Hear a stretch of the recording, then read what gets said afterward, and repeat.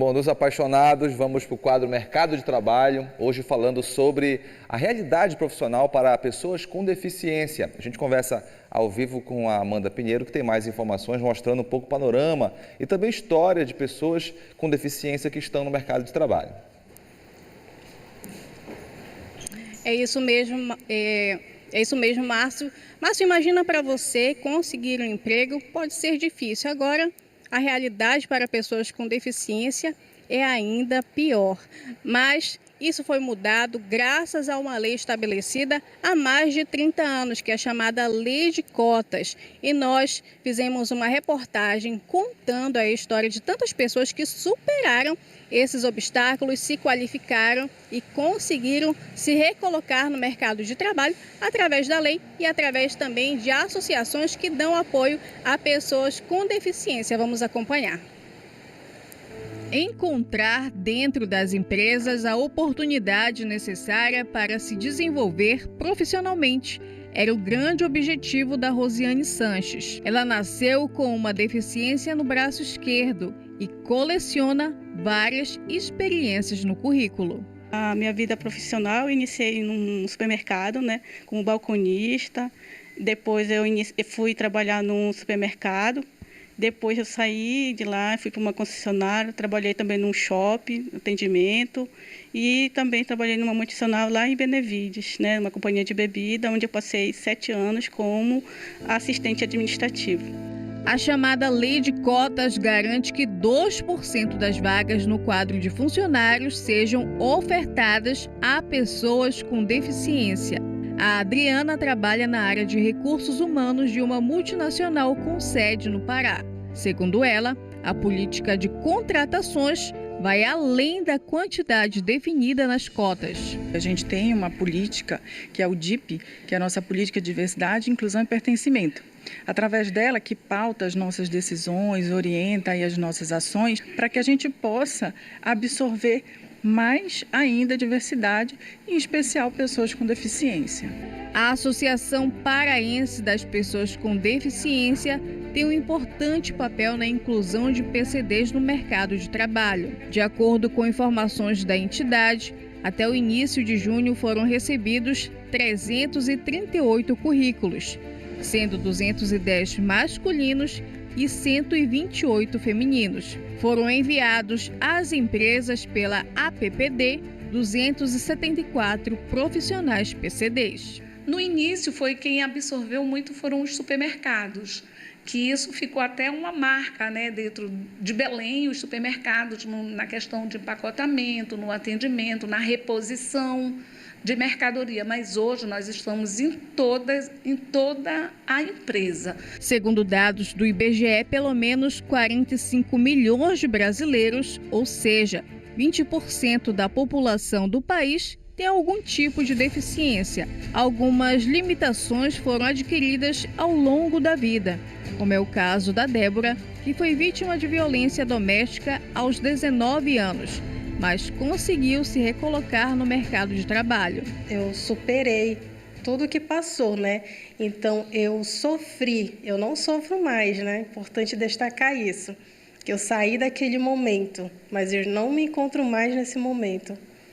Então, para mim é uma vitória muito grande, sendo mulher, deficiente, ter um trabalho digno, honesto, que paga as minhas contas, que tem uma vida digna. Isso, para mim, é uma vitória muito grande. Conseguir uma vaga de emprego e conquistar a independência financeira é o sonho de muitos brasileiros, principalmente para aqueles que têm algum tipo de limitação física.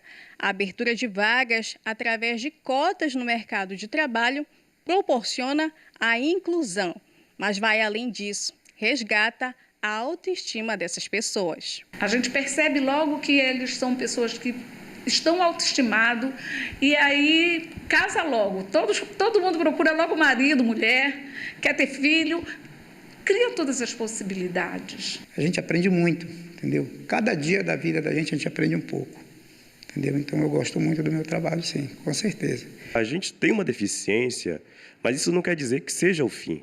A gente tem uma capacidade de estudar, tem capacidade de ir além, de buscar conhecimento, de ir em busca dos seus direitos, que todo mundo tem direito, e o direito é garantido por lei.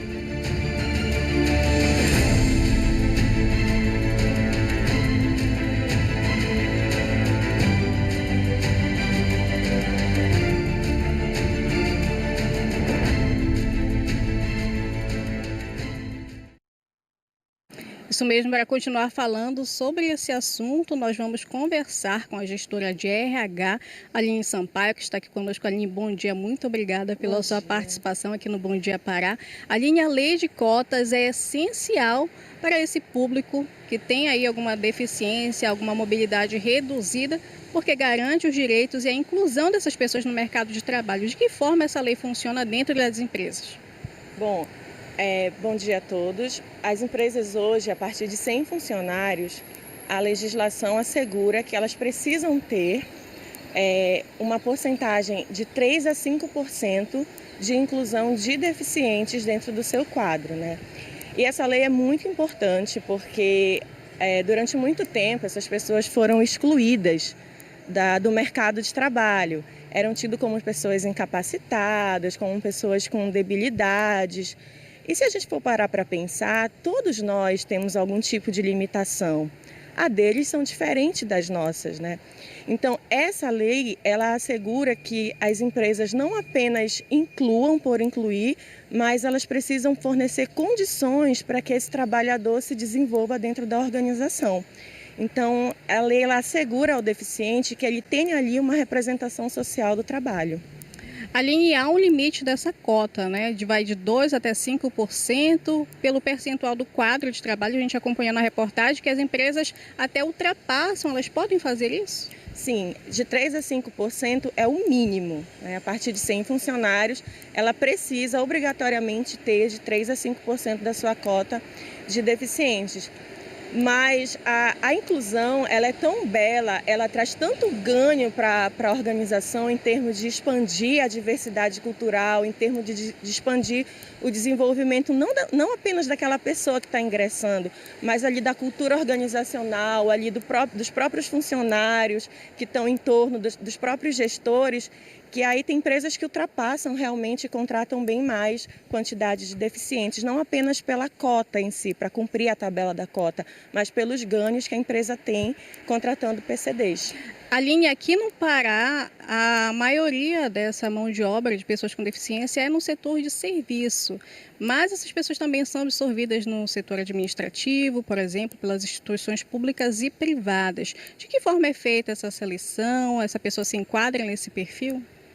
Sim, o processo seletivo ele é feito pela área de recursos humanos da empresa, é muito similar a qualquer outro processo de recrutamento e seleção. As vagas são divulgadas e geralmente tem uma observação informando que aquelas vagas são destinadas a deficientes. Esse advento, né, a relevância de inclusão é tão grande que hoje nós temos consultorias que são especializadas em contratar pessoas com deficiências. A maior parte, sim, se originou ali no termo de serviços, como foi bem falado na reportagem, com embaladores, em cargos mais operacionais, mas a gente já percebe hoje uma entrada muito grande de pessoas com deficiências em cursos técnicos, entrando nas instituições de ensino superior, e essas pessoas têm mostrado para a gente, enquanto gestores de RH, que eles têm condições de galgar cargos muito grandes, inclusive cargos de gestão e liderança. Então não tem limite, só contratar para serviços gerais ou só para embalador. A gente pode incentivar o desenvolvimento deles, nós enquanto organização, enquanto empresa, para que eles venham crescer e se desenvolver como qualquer outro funcionário. Exatamente, muitas dessas pessoas têm qualificação, têm graduação, pós-graduação, né? Aline, conta um pouquinho para a gente sobre essa questão da empresa se enquadrar, se qualificar para receber essa pessoa, né? Ela precisa ali de um espaço adequado de trabalho. Nós conversávamos aqui, você falou também da oportunidade de trabalho home office, que facilita tanto para a empresa quanto para esse profissional PCD.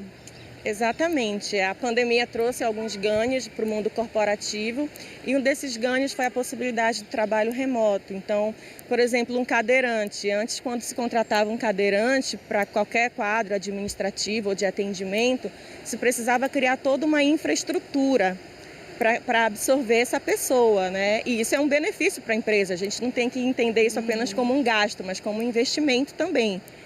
E com o home office, ele pode adequar o seu local de trabalho na sua casa, ele pode fazer o atendimento, pode fazer sua rotina administrativa ali dentro do ambiente a qual ele já tem todo o propício para se desenvolver e aí só agrega o trabalho. Então o home office, eu acho que ele também trouxe essa possibilidade de maior inclusão de pessoas com deficiência, pela possibilidade de que ele não precisa já ter uma infraestrutura tão diferenciada dentro da estrutura física da empresa, mas utilizar a capacidade intelectual, produtiva daquele funcionário, daquele colaborador dentro da sua residência, somente fornecer para ele as ferramentas que ele precisa. Aline, dentro dessas corporações, a pessoa com deficiência tem os mesmos direitos e os mesmos deveres do funcionário comum ali no quadro de funcionários da empresa. Sim, a legislação, né, a CLT e a lei da inclusão também, ela assegura que esse funcionário deficiente, ele tem que ter os mesmos direitos em termos de benefícios, de salário, do que um outro funcionário qualquer. Então, a gente não pode, para a mesma função, por exemplo, contratar um atendente com salário X e, porque ele é deficiente, pagar um salário inferior ou pagar benefícios a menos. Ele tem os mesmos deveres e os mesmos direitos que qualquer funcionário seletista. Tá certo, Aline. Muito obrigada pela sua participação. Só ressaltando aqui que aqui em Belém, caso alguém que esteja nos assistindo tenha interesse em participar dos processos seletivos, podem procurar ali na Almirante Barroso, o centro de pessoas com deficiência, que funciona de 9 às 15 horas de segunda a sexta-feira. Fica na Almirante Barroso, número 1765. Márcio? Ok, Amanda, muito obrigado pelas informações.